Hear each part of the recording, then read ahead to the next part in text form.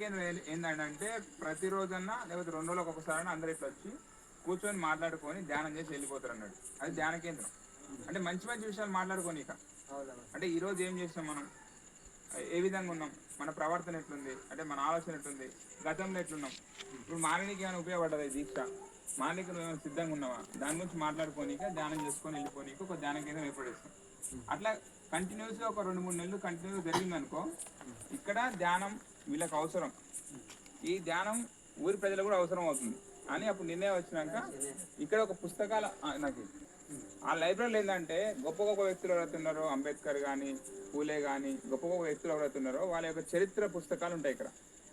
తర్వాత ఇక్కడ ఉన్నటువంటి ఎవరైతే మన పిల్లలు ఉంటారు, చిన్నపిల్లలు, వాళ్ళకు గేమ్స్ ఆడుకోనిక క్రికెట్ కానీ లేకపోతే ఇన్నర్ క్యారమ్ బోర్డు కానీ గేమ్స్ ఆడుకోనిక అవి కూడా మనం ప్రొవైడ్ చేస్తాం జయభారత్ సంస్థకి వెళ్ళి.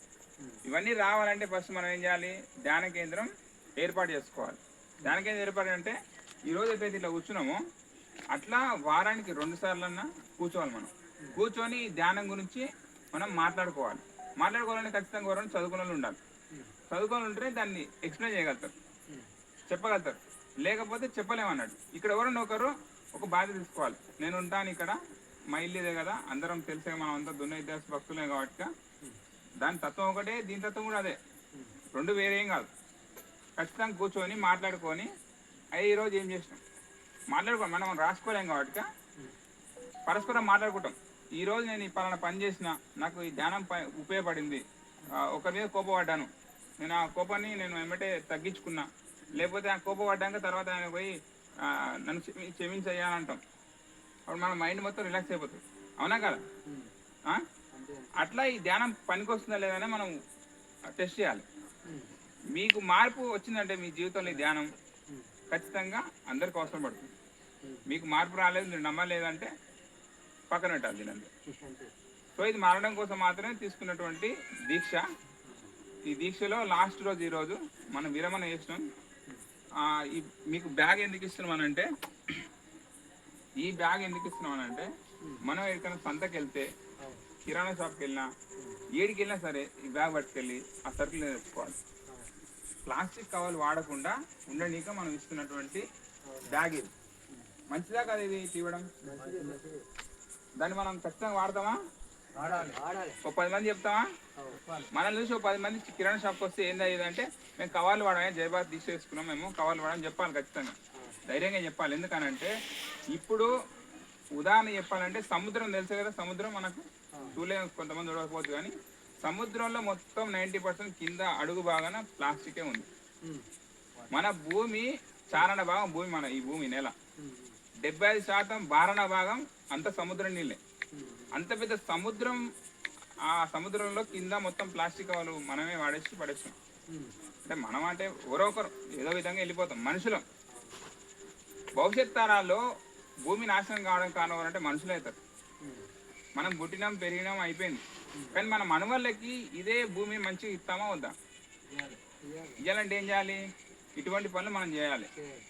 ప్లాస్టిక్ ఒకటే కాదు, కరెంటు కూడా వృధా చేయొద్దు. అనవసరం కరెంటు కూడా వృధా చేయొద్దు.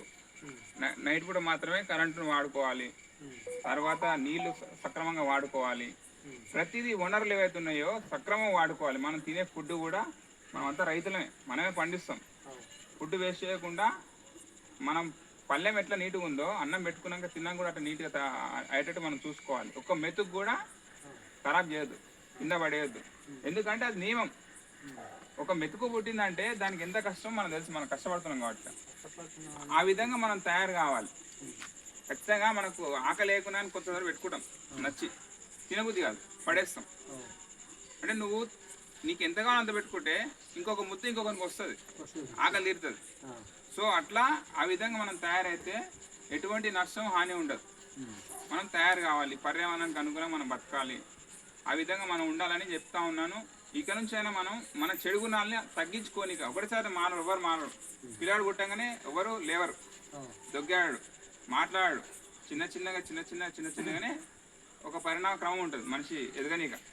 సో అట్లా మన లోపల ఉన్నటువంటి చెడు గుణాలు ఉన్నాయో అవి తగ్గించుకోనిక ఒక వారం పట్టవచ్చు, నెల పట్టవచ్చు, సంవత్సరం పట్టవచ్చు. కానీ నువ్వు లాస్ట్కి అయితే మారుతావు. అది మంచి విషయమా కదా? అవునా కదా? ఇది మనకంటే మన పిల్లలకు చాలా అవసరం ఈ ధ్యానం. ఎందుకంటే దీక్ష కానీ ధ్యానం కానీ. ఎందుకంటే ఇప్పుడు ఉదాహరణకి చిన్న చిన్న పిల్లలు ఫోన్లకు అలవాటు అయ్యారు. ఆ ఫోన్లలో ఏవో చెడ్డ వీడియోలు ఏవో వచ్చి ఆ మైండ్కి మొత్తం ఖరాబ్ అవుతుంది. మన మాట ఎవరు వినరు, మన మాట అసలు వినరు. ఉదాహరణకి చూస్తూ ఉన్నాం, తల్లిని చంపించింది పిల్ల, తల్లిని దగ్గరుండి చంపించింది అంటే ఆ విధంగా తయారైపోతున్నాం. అట్లా సొసైటీ అంటే సమాజంలో తయారైపోయింది. మంచి ఇప్పుడు ఓ లేడు. కనీసం ఈ మంచిని మనం 10 మందికి పరిచయం చేద్దాం. ఈ కుడికిల గ్రామంలో కదినా దీక్ష సక్సెస్ కావాలంటే మీ వల్లనే సాధ్యమవుతుంది, వేరే వారు ఎవ్వరూ సాధ్యం కాదు. అది దున్న ఇద్దాసు ఎవరైతే భజన కళాకారులు ఉన్నారో వాళ్ళ వల్లనే కుడికిల గ్రామం మంచి వ్యక్తుల తయారానికి అవకాశం ఉంటుంది. ఆ కుడికిల గ్రామంలో దున్న ఇద్దాసు ఎవరైతే భక్తులు ఉన్నారో వాళ్ళే ఈ ధ్యాన కేంద్రం ఏర్పాటు చేస్తారు, వాళ్ళే ఇక్కడ కేంద్రం ఏర్పాటు చేస్తారు, వాళ్ళే ఒక మంచి మార్గాన్ని తీసుకెళ్తారని నేను నమ్మకం ఉంది నాకు. ఖచ్చితంగా దీన్ని ముందు తీసుకెళ్ళాలి. మీరు ఏం చేయాలంటే ప్రతి వారం ఈ ఇల్లా ఇంకో ఇల్లా కూర్చొనిక ప్రయత్నం చేయండి. ఈ టైంకి మీరు పని చేసి వస్తారు కదా, వచ్చి కూర్చొని ధ్యానం చేసుకోనిక ప్రయత్నం చేయండి. ధ్యానంలో ఏంటంటే ఇప్పుడు అన్న పేరు ఏం పేరు నేను సురేష్ అన్న, మీరు ఇక్కడ ఉంటారా ఇక్కడ ఉంటారు? ఓకే, వచ్చిపోతా ఉంటే మంచి విషయం. ఎవరైనా ఒకరు ఇన్ఛార్జ్ 2-3 ఉన్నారనుకో, ధ్యానం గురించి ఎక్స్ప్లెయిన్ చేయడం అలా చేస్తూ ఉంటే ఓహో ఈ విధంగా ఇట్లా అన్నట్టు చదువుకోవడంలో కూడా అర్థమైపోతుంది. ఇప్పుడు వీళ్ళు ఎవ్వరు చదువుకోలేదు కానీ తత్వాలు గరగల వాడేస్తారు.